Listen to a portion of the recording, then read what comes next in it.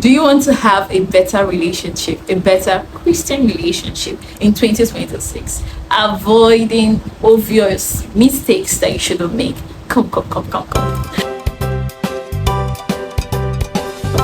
Welcome to my YouTube channel. So in this channel, we preach the gospel, we have Bible study with one another, we take corrections, and we worship Yeshua HaMashiach. I'm so glad you are here. So the first thing I will say is, I am solely going to be categorizing this as a Christian. So if you're not ready for a relationship, don't enter. Because the moment you enter, either you'll regret it, either you will make mistakes that you wish you never would have made, and either you will do things that you'll be like, is this me? So it's better you are ready. Like when you are ready, you will know. Like the decisions you make alone, the character and your behavior in it, even your actions will show. And the second thing I will say is, don't be forced to enter a relationship. And because there are several people right now that they're in a relationship because maybe my friend said we'll be a clique, we look good for each other, or probably because we're first, because your family feels like you guys have been family friends, let's just date, that kind of thing. Please, let it be from your heart. If you actually love that person or you have feelings for that person, go ahead and date. But if you don't, please don't force that person. You don't marry who you don't love. So the next thing I will be saying is that don't pity anybody. Don't just say because of you pity this brother or this sister, you now want to go and date them. My sister, my brother, now you will go suffer. It's the same you that is pitying that person, you'll be the one to run away. Like what I'm just trying to say is that if you are going to be entering a Christian relationship or any relationship at all, let it be something you want to do. Let it not be something because you feel scared. I don't know if this person will find someone better. I think I'm going to lose him. Or who will buy the bags I always wanted to buy? Who will buy the hair? All those things. Like what I'm just trying to say is that don't pity anybody. Please, this is 2026. Don't make the mistakes you made in 2024, 2025. The next thing I would say is communication is key. Whether or not you have the time or you don't have the time, anybody you'll be dating, before, let's say if you're this kind of busy person or if your work schedules are busy, even though it's a phone call for a few seconds or a voice note or a text, they'll call you in the morning time, they'll call you in the afternoon time, they'll call you in the evening, they'll call you in the night time, and busy. How do you expect to enjoy that relationship? Oftentimes people get tired. I can tell you it is tiring. Please don't be busy for each other. Even though one person is abroad, one is over here in Nigeria or wherever the person is, make sure you have time, make sure you have quality time in communicating. Communication is key.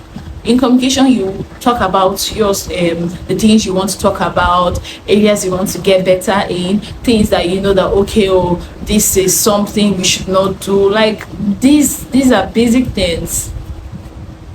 And again, I am quoting it as I'm saying all these things based on being a Christian. And if you want to be in a Christian relationship, let God be the first, the middle, and be at the end of your relationship. God has to be your priority. God has to be your first priority. After God, that person.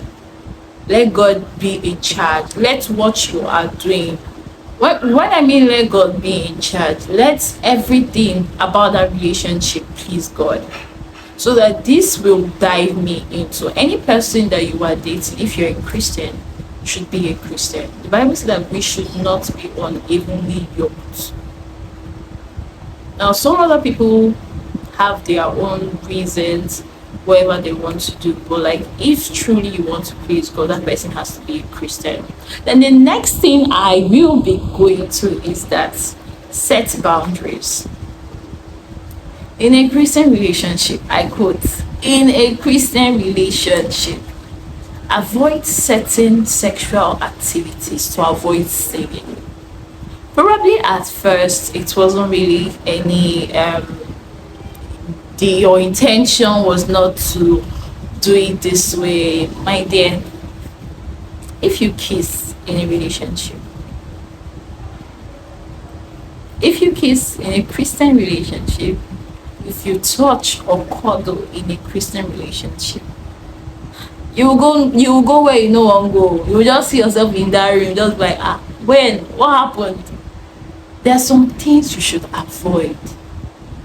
There's nothing bad hugging, but it depends on the kind of hugging. There's nothing bad shaking each other. But if you know, brothers and sisters, that if you should hug this person, there's a way you will feel, even though you don't even touch the person, or there's a way you will feel in your mind, please avoid it. Avoid it, avoid it, avoid it. These are things that the Bible says we should flee from. These are things that that God will say that if we should submit unto Him, the devil will flee. So like this is very, very important. Another thing is that respect each other, not just because of you guys are dating, and like there should be a respect, not the one that I senior you with 12 years, I senior you with 20 years, respect me. You're supposed to be kneeling down. Who are you to talk to me this way? Like I better go. There are different kinds of respect, not the authoritative respect that the person is this narcissistic kind of person that doesn't want correction, that doesn't want, please avoid such people. Like people that will not want to be corrected, people that want you to over respect. Like at least even though you're respecting each other, let it be fun, let it be something you enjoy. The next thing I will say is, please do not keep secrets. I mean, there are some secrets that you know that are personal, but if these are secrets that you know that the both of you should know in order to work it out better, it's going to be so hurtful and painful if that person you are dating or that sister you are dating finds out herself or finds out on her own or from someone else. The outcome may not be so good. So like if it's something, you should let that person know. Please let that person know. If you know that that's something, that thing will impact the both of his future or affect the both of his future, why lie? Very, very important. Another thing is that if you don't like somebody, dear brother, dear sister, let them know. Don't play with someone's feeling. Don't say, I will think about it. Yeah, it's not bad thinking, but don't make them wait for long. These are human beings. Please, it's painful. So like what I'm just trying to say is that just let them know. Let them, if you're not ready, then say you're not ready. Another thing is that be confident about your boundary. Don't let anybody say, why don't you just do this? Like, why? My sister, be strong. If you know that the moment you enter that relationship, you have been moving apart from God, my sister, cut it off. I'll be diving into something very, very important. Don't be afraid of breaking up. You'll be like, if I should break up, I don't know if I'll find somebody like this person again. Of course you will. There are still lots of good people out there. Don't remain in a place where you will suffer because of your receiving money, or is it because of the person is fine? So let me tell you something. I feel like people should get to the state, in quotes, Christians should get to a state that whether that person, like, oh yeah, the person should have a good mentality. Even though you may not have the money at the moment, but there should be something that you're doing. You should have a vision. You should have a goal or something. Don't just sit still and be like, God will provide. Even the Bible says God doesn't like lazy people. You gotta work. If you find yourself with someone that does not want to work, please, sister, run. Or brother, if you have if there's a sister you are seeing and the person does not want to work at all, how will you now be in the long term in marriage? The next thing I will say is have goals. set out plans. Okay, so what's next after this relationship? Have like, are we getting married? What are we doing? Are we just looking at each other? Like, basically, let them be like something. Okay, if we probably said dating and it's not going to 1 year, 2 years, 3 years, 10 years, 20 years, for what? I beg that waits for nobody. Like, at least at that initial stage, there should be a plan. Then I will be rounding up very soon, and make sure whosoever you are dating, let your, let's say, your trusted friends or your family be aware. Don't just say that I don't want anybody to know. You need to be accountable. You need to, like, I do not say no, not just any friend, or people that you know that you can be accountable to. So like, all these things matters to have an amazing one. Don't compromise because of anybody, and don't be afraid or hide things. You won't even be comfortable. Like, if there is someone you cannot manage in a relationship, how much more in marriage? And let the soul go be marriage. Let the soul go be marriage. Things you should avoid, avoid it. Things you should do, do it. Please make sure that the relationship you are entering should be solution based. Ah, because if the both of you have issues and no one wants to solve it, there's a problem.